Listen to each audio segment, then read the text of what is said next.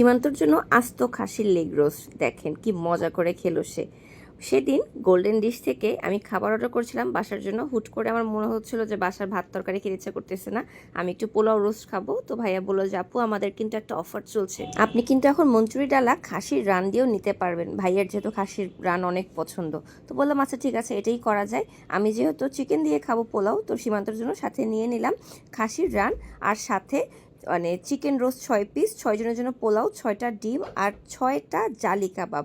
মানে এটা যে কতটা বেস্ট ডিসিশন ছিল সেটা আমি খেতে বসে বুঝতে পারছি। কারণ কি, এই যে জালি কাবাবটা যেটা ভাইয়া স্পেশালি বিফ দিয়ে করেছে, বাই দ্য ওয়ে ভাইয়ার নাম কিন্তু মন্টু। মন্টু ভাইয়াকে আমি খুব ভালো মতোই চিনি, তার রান্না অসাধারণ, মানে অসাধারণ। কেন অসাধারণ জানেন?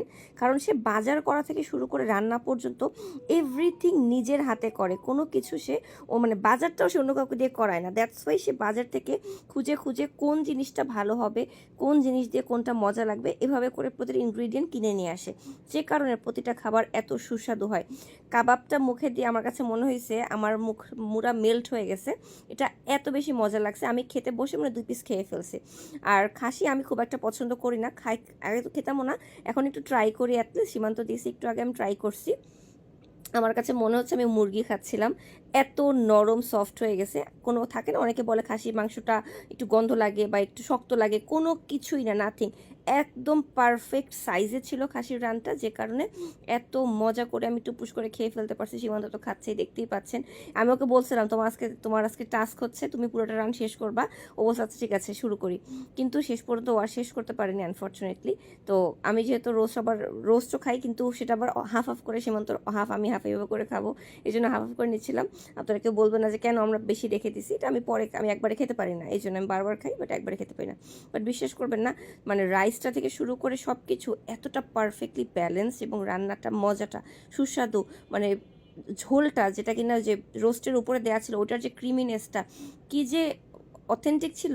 শুধুমাত্র মানে আপনারা যারা কিনা বাসায় কোনো গেস্ট থাকলে বা থাকে না মাঝে মধ্যে, আমরা বাসায় আছি 6 জন 8 জন, এরকম আমরা চাচ্ছি একটু বাইরে থেকে খাবার এনে খেতে, আপনারা চোখ বন্ধ করে গোল্ডেন ডিশের ফেসবুক পেজটা ভিজিট করবেন। তাদের পেজে প্রতিদিন তারা আপডেট দিয়ে থাকে কী বানাচ্ছে, কী রান্না হচ্ছে, সব কিছু আপনারা অর্ডার করতে পারবেন। এবং এত মজা, কারণ ওই যে বললাম যে ভাইয়া নিজে সব বাজার থেকে শুরু করে রান্নাবান্না সব কিছু নিজে করে, এই জন্য এত ইয়াম্মি হয় সব কিছু। এটাই হচ্ছে মেইন কারণ। আর আমি অল্প অল্প করে নিয়েছিলাম বারবার, কিন্তু বেশ খাইছি। আলু ও বাই দেবে ভাইয়ার সাথে কিন্তু সালাদও ছিল, শসা লেবু কাঁচামরিচ সব কিছু দিয়েছে। ওই সালাদটা দিয়ে আমি খাচ্ছিলাম মাখায় জায়গায়, আর ঝোল দিয়ে মাখানোর পর কী যে মজা হয়েছে, এটা আসলে কাউকে বলে বোঝানো যাবে না সত্যি। আপনারাও চাইলে অর্ডার করতে পারেন। সীমান্ত রানটা নিয়ে অনেকক্ষণ যুদ্ধ করছে যে ঠিক আছে আমি খাবো খাবো, কিন্তু সে লাস্ট পর্যন্ত শেষ করতে পারবে। এত খাওয়া যায়, মানে খাওয়া যায় না, তো এটাই আর কি। So thank you so much, যারা ভিডিওটা দেখলেন পারলে শেয়ার করে দিয়েন।